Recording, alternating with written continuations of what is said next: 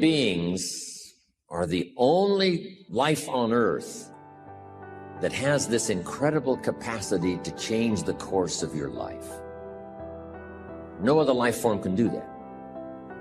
Every other life form except humans seems to operate simply by instinct and the genetic code. In the winter, the goose flies south. How often? Answer: every winter. If you said to the goose, hey, it'd be better this year to go west, he ignores that advice.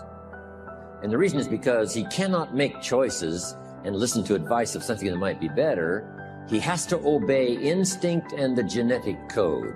But now jot this down: not human beings. Human beings can alter the course of their life. Human beings can live one way for 5 years, tear up that script, live a totally different way the next 5 years.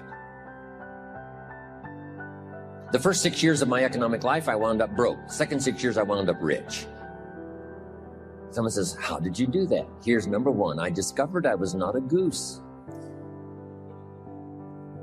Someone says, don't you have to do the second 6 years like you did the first 6 years? And jot this down: no. No, you don't have to live the second 6 years like the first 6. You can use all the information and all the advice and repairing all of your mistakes and adopting a new and refined philosophy so that the next 6 years can be totally different than the last 6. No other life form can do this. See, if you were a tree, you'd be stuck. As a tree, if you used up all the nourishment that was around you and you couldn't change location, see, you would die. But that's not true. Human beings can change location, go north, south, east, west, live here for a while, live somewhere else for a while. So that's a note to make. You can greatly alter the course of your life. Now here's the next note to make. 5 years from now, you will arrive. The question is, where?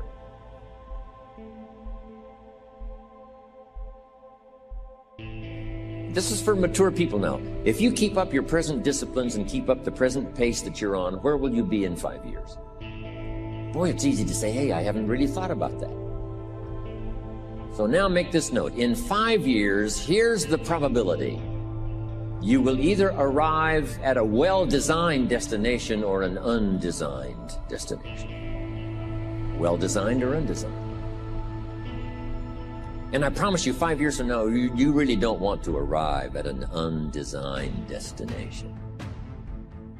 Because you may very well wind up wearing what you don't want to wear, driving what you don't want to drive, living where you don't want to live, maybe doing what you don't want to do. Simply because you didn't design a better destination. Key phrase: up front, the decisions are easy.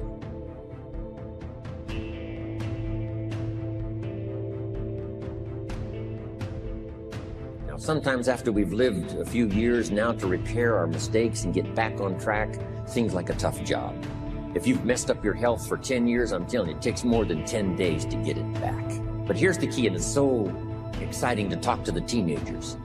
Make the note: if you start early, the fortune belongs to you. If you start early.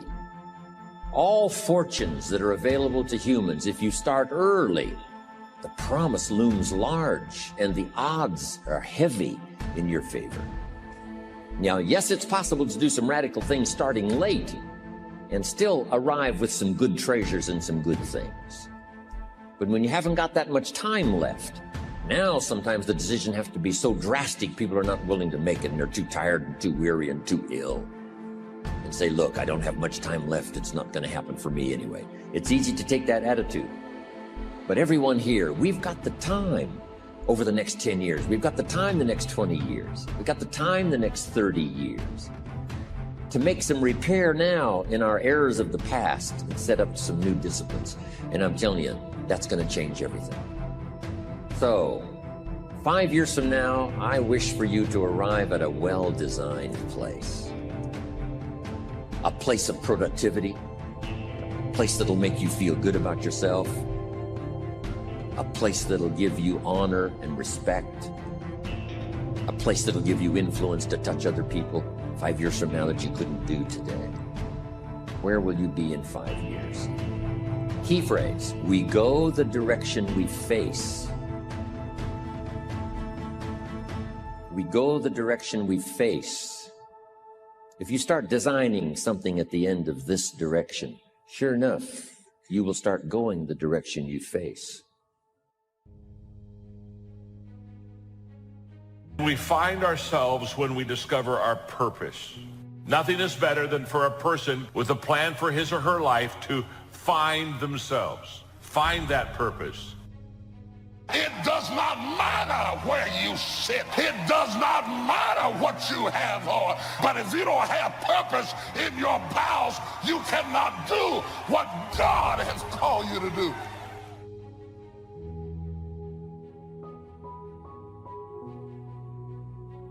It's what makes you solid. It's what makes you secure. It's your mooring. It keeps you just exactly where you need to be so that you can accomplish what you want to accomplish. To discover your purpose, to find yourself. What a wonderful thing. That's what our subject is about today. But if you don't have the tough tenacity, God-anointed, purpose-driven life, you will give up and walk away. But there are some of us that have nothing to walk away to. If it's fight, we just got to fight. We're like the woman with the issue of blood. If I have to crawl to get there, then I'm getting on my knees. I still got to go. But there's a second challenge. Once we find our purpose, discover why we're here, there's a second challenge that we have, that we face, and that is to lose ourselves. And we lose ourselves when our purpose becomes bigger than us. To find a purpose, how important. But then to take that purpose and place it in a position with people that has eternal factors involved is to lose yourself and to go to another whole level of life and another level of living. Very few people find themselves and lose themselves. Place that purpose in a position that is so much bigger than us that we can literally lose ourselves in the process. In a time of change that's taking place around the world, in a time when people are feeling a great deal of anxiety and fear and reservations about the future, at a time when people are going to work and don't know whether or not they will have a job when they get off, and not necessarily because of their performance, but because of what's happening in the economy, at a time when there are challenges more so than ever before in personal relationships, that many times I'm sure that we've all taken time just to stop and reflect many times when we hear what's happening in the news or read the newspapers. And so I think that now more than ever, we must begin to look at what are the things that we can do will enable us to do some things and use some powers that we have that many of us go through life never ever discovering that we have those things going for us. And part of that, I believe, is knowing what it is your life worth. What is it that gives your life a sense of meaning and purpose? Because once you find that, it puts you in your power place. See, if you know what your life work is, I encourage you to start working on it. If you can't do it all at one time, do just a little bit of it. And if you don't know what it is that you showed up to do, if you don't know why you're here, I encourage you to find out what your purpose is here. What is the meaning of your life? Once you identify it, you have to invest in it. You have to support it. You have to put yourself in an environment where you can shine. So the first question we have to ask ourselves this morning is, how do we find ourselves? That's challenge number one. And we find ourselves when we discover our purpose. The world is so full of apathy. It's so full of average. A person with passion always stands out. It sets us apart. It sets us above the crowd. That once you have passion and once you have a sense of energy in your life, it just sets you apart. It distinguishes you. It already gives you what I would call a head start in success in life.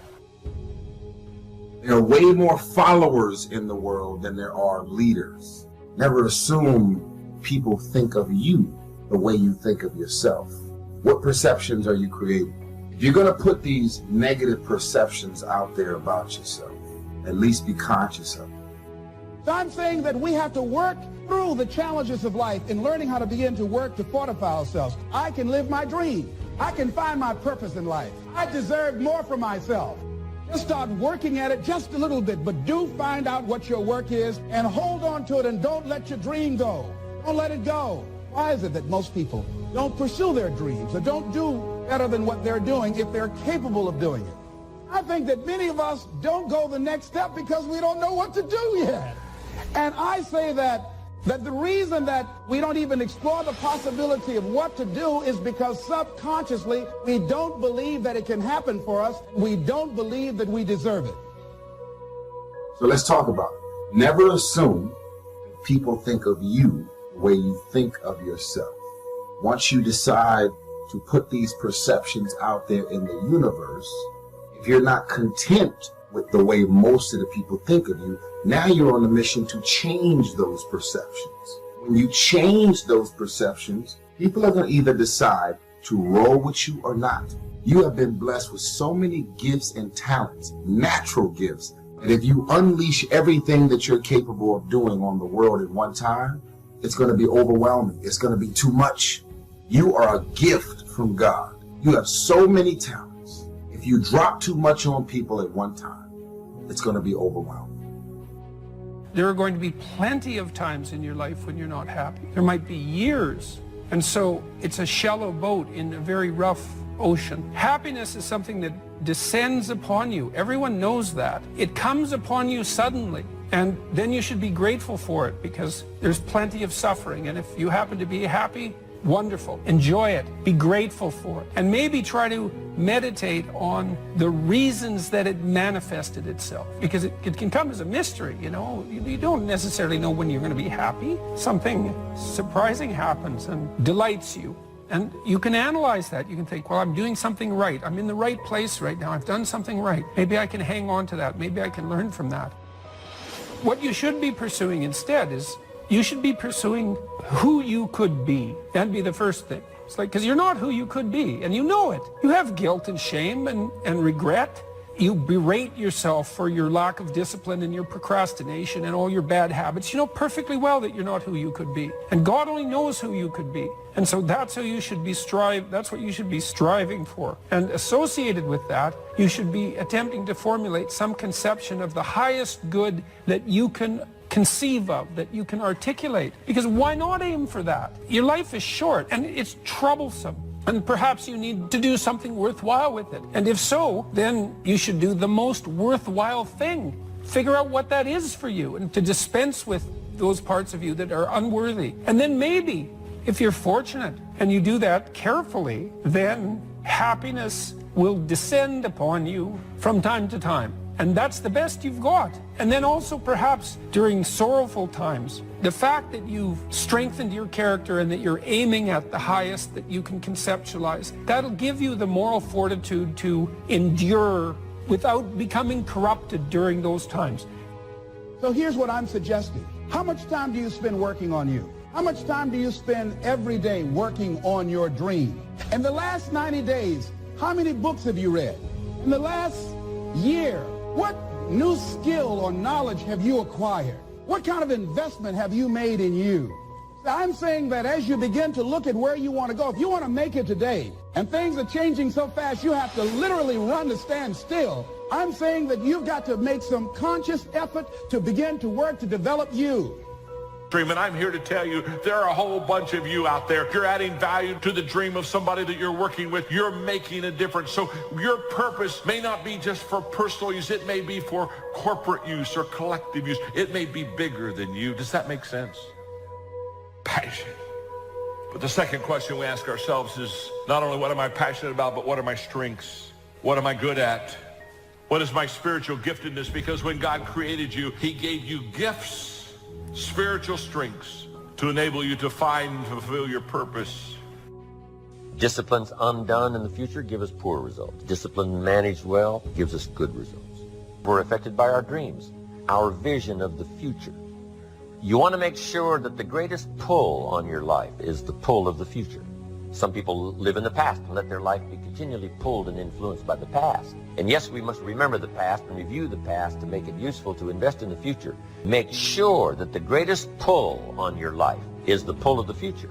If you're skimpy on your dreams, that isn't very well planned, then it doesn't pull very hard. Then you have more of a tendency to be pulled by the past or to be pulled apart by events or circumstances. So in order to save yourself from being pulled apart by distractions or pulled back to the past, you want to now start really designing the future so that the greatest part of your attention and pull, like a magnet, pulls you forward into the future to accomplish your goals.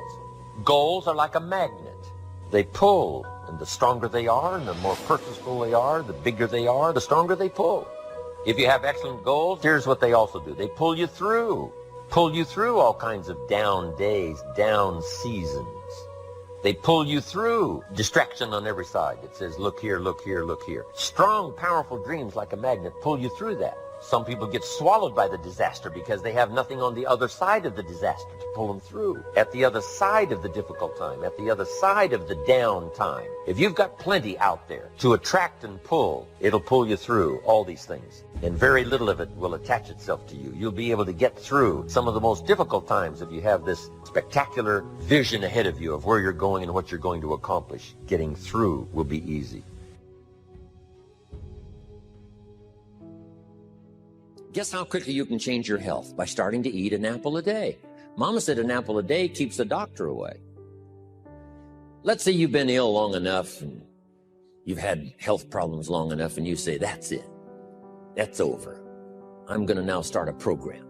You don't have to really revolutionize your whole health life. Just start with an apple a day. You say, well, is it that simple to change your health life? And the answer is yes. The key is just to start. You know, you pick up a book on good health and you get halfway through the book and it says, now, dear reader, set this book aside, fall down on the floor and see how many push-ups you can do. And then it goes on to say, and if you have not done that, why not give this book away? It looks like you're not going to do it. Come on, you don't have to radically do something. You can gain momentum and make changes as you go. Just start. Here's what happens when you start a new direction. Self-esteem starts to accelerate. It doesn't take much for you to feel good about yourself. Just committed to a new direction and you feel good. And an apple a day, committed to finally having a health program that'll make you the healthiest you've ever been in the next 20 years. All you got to do is munch on that first apple. And nobody even has to be around you and you don't have to announce it to the world. But you munch on that first apple and say, this is the beginning of developing a health program that's going to make me so healthy I'll have the vitality to do whatever I want to do for the next 30 years of my life. Munch, munch, happy, happy, self-esteem off the scale. Now, if you eat an apple the second day, you become almost delirious, saying, wow, I'm on my way. Somebody said, just 2 apples. Says, look, you don't understand. Not only did I do it yesterday, I've done it again today. This is really proving to myself with no audience, no microphones, no nothing, just you and yourself. You've convinced yourself, I'm on my way to the healthiest I ever have been. I'm starting a new life. This is the second day. I'm on my way. That's how easy it is to change your life. You don't need some dramatic vision. Just begin something. And maybe by health or by whatever other things we can think of to do, you just get back on a better track. Okay? It's a small journey to changing direction.